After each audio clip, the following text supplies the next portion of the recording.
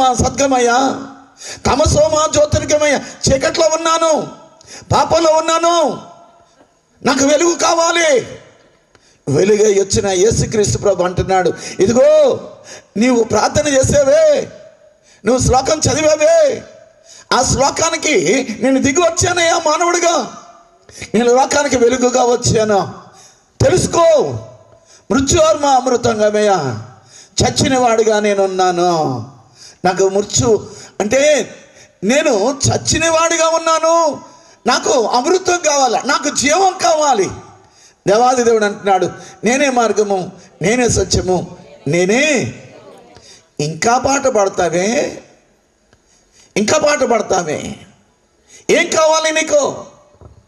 ఏం కావాలి నీకు? అసతో మా సద్గమయ్య, అసత్యంలోనే ఉన్నావు.